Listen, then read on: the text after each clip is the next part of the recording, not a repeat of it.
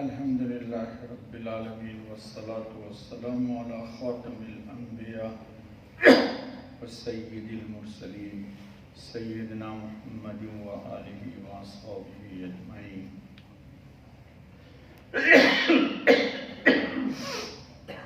دوستو 16 فرق بیان ہو چکا، آج 17واں چل رہا ہے۔ 17واں فرق ہے سچے انبیاء فریضہ نبوت کی تبلیغ پر اجرت نہیں لیتے اور انبیاء علیہم الصلاۃ والتسلیم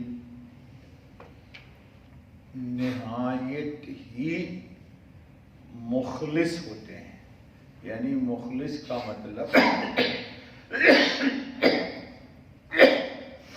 ان کی ذات مبارک سے جو بھی عمل صادر ہوتا ہے اس کا مقصد صرف اور صرف اللہ کی رضا ہوتی ہے۔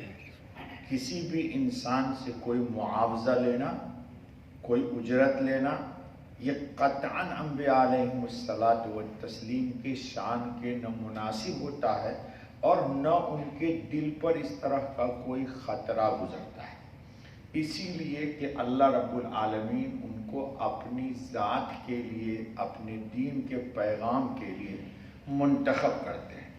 اب ذرا سنیے، سچے انبیاء محض رضا الہی کی خاطر دعوت و تبلیغ کا فریضہ انجام دیتے ہیں۔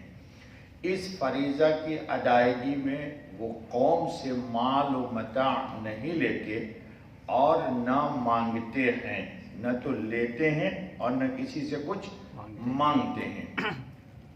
جی، اسی درس کے درمیان آپ لوگوں کے سامنے ایک گزر چکا ہے واقعہ کہ زید ابن حارثہ جی، جو حضور صلی اللہ علیہ وسلم کے منہ بولے بیٹے تھے، ان کے خاندان والے آئے کہ یہ بچہ ہم کو دے دیجئے، یہ ہمارا بچہ ہے اور جو منہ مانگی رقم مانگیے گا آپ وہ ہم دے دیں گے۔ تو حضور اکرم خاتم النبیین صلی اللہ علیہ وسلم نے فرمایا کہ ہم کو کوئی مال و متاع تم سے نہیں چاہیے، صرف اس بات کا اقرار کر لو کہ اللہ ایک ہے اور میں اللہ کا آخری نبی ہوں، اور اس بچے کو لے جاؤ۔ کوئی پیسہ معاوضہ نہیں، مال انہوں نے دیا لیکن حضرت صلی اللہ علیہ وسلم نے ٹھکرا دیا۔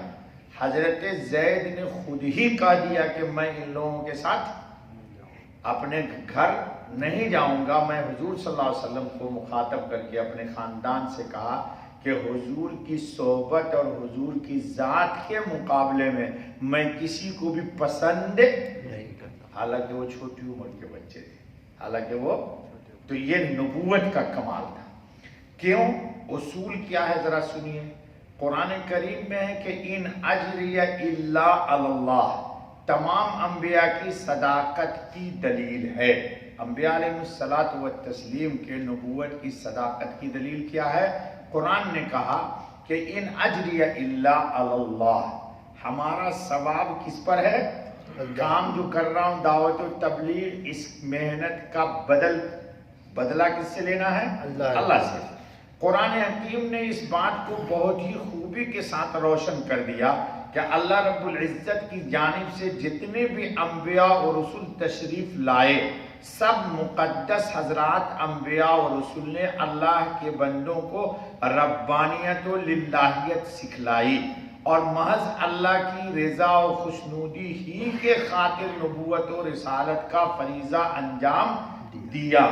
کیونکہ جو حق تعالیٰ کا بھیجا ہوا فرشتادہ ہوتا ہے وہ اللہ تعالیٰ کا کام کرتا ہے۔ کس کا کام کرتا ہے؟ وہ اللہ کا کام کرتا ہے۔ تو کام اللہ کا کرے گا، مزدوری آپ سے لے گا۔ وہ جس کا کام کرے گا اسی سے مزدوری لے گا۔ اللہ تعالیٰ ہم سب کو بھی عبادت میں یہ نیت عطا فرمائے، اور جو جس کا کام کرتا ہے اسی سے اجرت و مزدوری کا متمنی رہتا ہے۔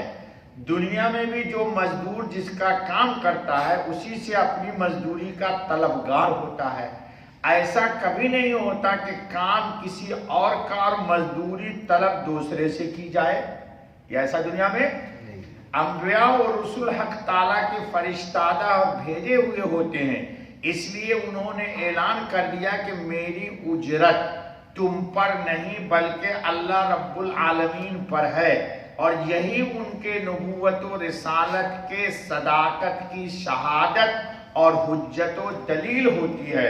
قرآن حکیم نبوت و رسالت کے منصب پر جن حضرات کی نشاندہی کر رہا ہے انہی کے لیے قرآن خود اعلان کرتا ہے، ان اجری الا علی اللہ وامرت ان اکون من المسلمین، سورہ یونس آیت 72۔ میرا معاوضہ تو صرف حسن وعدہ کرم اللہ ہی کے ذمہ ہے، یعنی نہ تم سے ڈرتا ہوں نہ کچھ خواہش رکھتا ہوں، اور جو کچھ مجھ کو حکم کیا گیا ہے کہ میں اطاعت کرنے والوں میں سے رہوں۔ دوسری آیت ہے قرآن میں، یا قوم لا اسألکم علیہ مالا ان اجری الا علی اللہ، سورہ ہود آیت 29۔ اے میری قوم، میں تم سے اس تبلیغ پر کچھ مال نہیں مانگتا، میرا معاوضہ تو صرف اللہ کے ذمہ ہے۔ تیسری آیت، یا قوم لا اسألکم علیہ اجرا ان اجری الا علی الذی فطرنی افلا تعقلون، سورہ ہود آیت 51۔ اے میری قوم، میں تم سے اس تبلیغ پر کچھ معاوضہ نہیں مانگتا، میرا معاوضہ تو صرف اس اللہ کے ذمہ ہے جس نے مجھ کو پیدا کیا، پھر کیا تم نہیں سمجھتے؟ چوتھی آیت، وما اسألکم علیہ من اجر ان اجری الا علی رب العالمین، الشعراء، میں تم سے کوئی دنیاوی صلہ نہیں مانگتا، میرا صلہ تو بس اللہ رب العالمین کے ذمہ ہے۔ الغرض تمام مقامات پر نبوت و رسالت کی صحت اور صداقت کی صداقت، بے غرضی اور بے لوث دعوت و رسالت کی تبلیغ ہے۔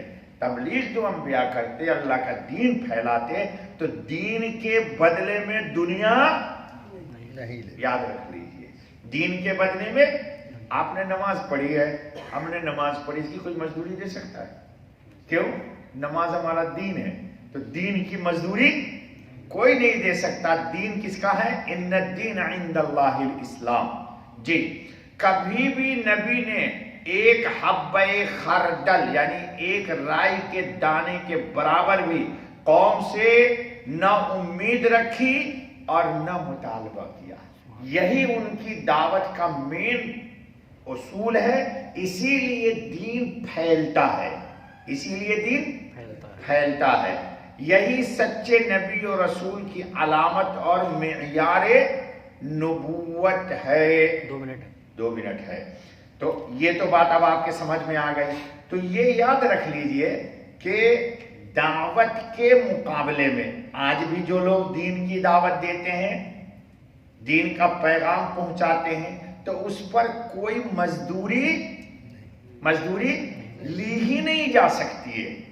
جی، دین کے پیغام کی کوئی مزدوری، جتنا اخلاص ہوگا دین کے پیغام میں اتنے ہی وہ پیغام پھیلے گا، لوگوں کے دلوں میں داخل ہوگا، لوگوں کے اندر کشش ہوگی۔ کیوں؟ دین کے مقابلے میں دنیا لی ہی نہیں جا سکتی ہے، اور دنیا والے دینا بھی چاہیں اگر، تو دین کے مقابلے میں کوئی دنیا دے بھی نہیں سکتا، دنیا دے بھی نہیں سکتا۔ آپ نے اگر کوئی ایک آیت کسی سے سیکھ لی تو آپ اس کی مزدوری نہیں دے سکتے۔ کیوں؟ کہ ایک آیت کی مزدوری آپ کو پتا ہے کیا ہے؟ پتا بھی نہیں تو مزدوری کیسے دے دیجئے گا؟ جی، اس لیے دیندار لوگوں کی دعوت پھیلتی ہے، اور انبیاء علیہ السلام کی قرآن کریم نے تعین کر دی کہ انہوں نے کبھی کسی سے کوئی مزدوری نہ طلب کی، نہ دل میں خیال رکھا، نہ وہم و گمان گزرا۔ اب انشاءاللہ کل اس پر تجزیہ آئے گا کہ ہم جو مقابلے میں کر رہے ہیں بات، کہ مرزا غلام احمد قادیانی نے لوگوں کو دھوکہ فریب دے کے کس طرح مال حاصل کیا، یہ کل کے درس میں آئے گا۔ سبحان اللہ بحمدہ، سبحان اللہ العظیم، سبحانک اللہم و بحمدک، اشہد ان لا الہ الا انت، استغفرک و اتوب الیک۔